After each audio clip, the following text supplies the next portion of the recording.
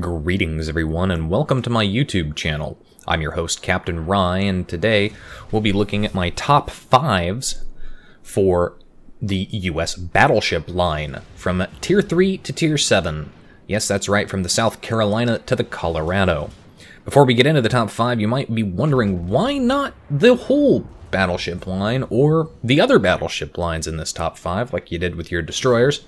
And the answer is the American battleship line is a pretty unique beast, and Tier 3 to Tier 7 play very similarly, have a lot of the similar strengths and weaknesses, and once you hit Tier 8 on the US battleship line, you're basically playing an entire different breed of ships.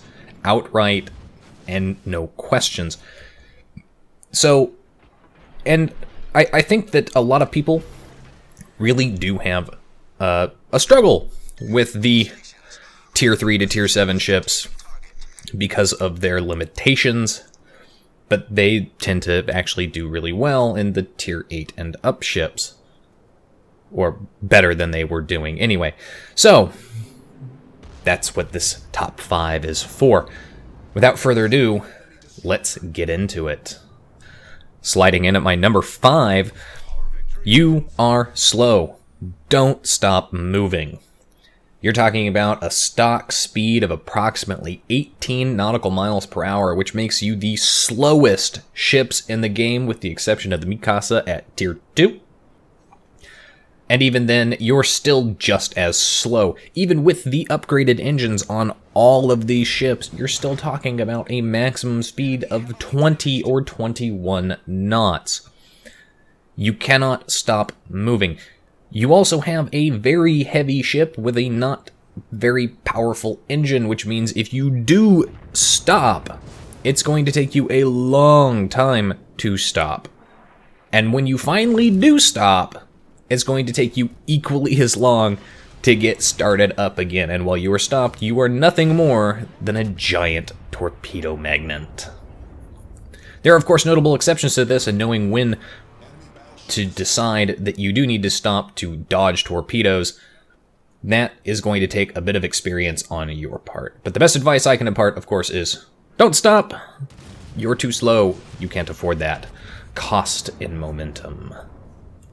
In at number 4 is something that I've talked about with the New Mexico and the Colorado. You have very slow traversing turrets, especially down there at the South Carolina, the Wyoming, and the New York. Those turret traverse times are killers, and if you are engaged in combat with an enemy who's off to your port side and all your guns are pointed to the starboard, simply turn your ship around. That's all you have to do.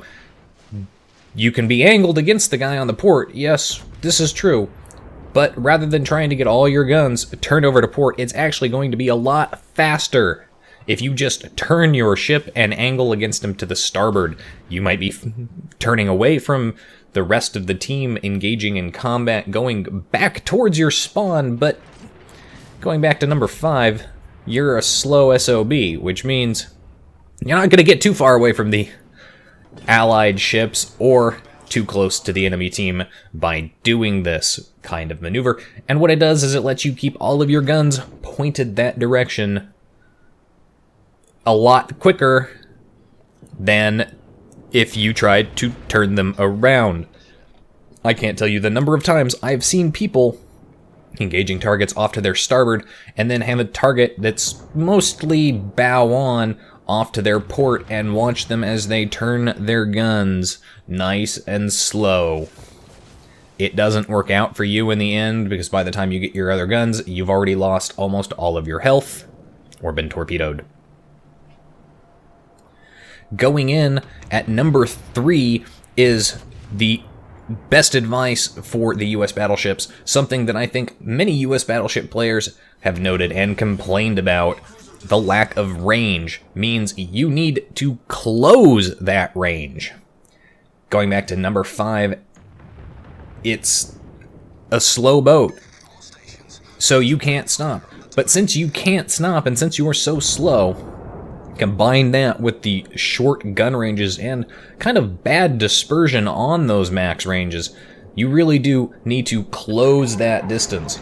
So rather than sitting back with the rest of the battleships, you need to be pushing up right behind your cruisers, right behind your destroyers. Let the destroyers get out in front and spot those targets for you, but you definitely need to close that distance. Ideally, the USN guns from these tiers of ships function best, have the best accuracies, have the best time for reloads, and the best tracking capabilities, i.e. you're not getting so close to the target that you actually have to continuously turn your ship in order to keep your guns tracked on them, or risk having them slip away, is about 12 to 14 kilometers.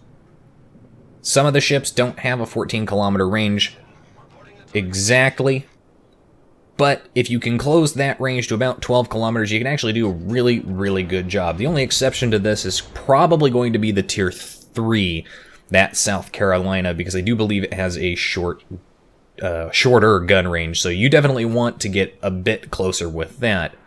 That being said, closing those ranges on things like destroyers, you have a fantastic rudder shift time and a pretty tight turning circle. Plus, you have a lot of guns. There's a reason that the Wyoming is considered the shotgun of the seas.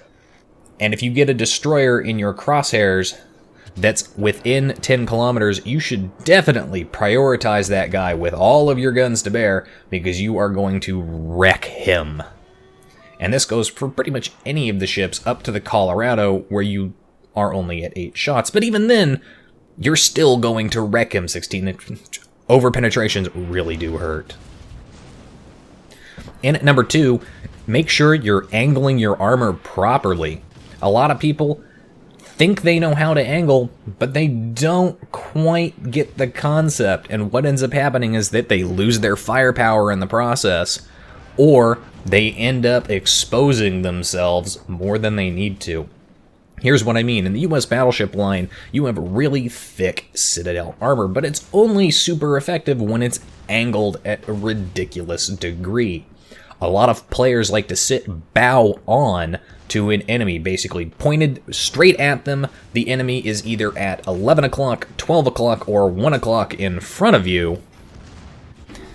And while that does help deflect a lot of shots that come in, it does make it really difficult. The problem that you have there is that your guns, especially if the enemy's moving back and forth between, your rear guns aren't in the game, and they're going to constantly want to keep switching sides, which means they're going to try and rotate around, and if you let them go too long, they're not going to be in a position to fire for some time.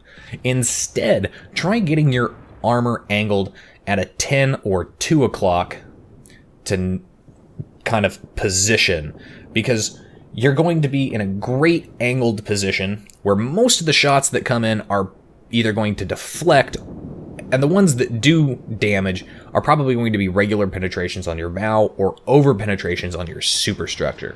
This also ensures that your guns are going to remain on the same side and allows you to turn your ship really quick, get all your guns to bear, and then turn back to that angle and watch as the return fire harmlessly bounces off your Citadel. And finally, in at my number 1 slot, always use armor piercing.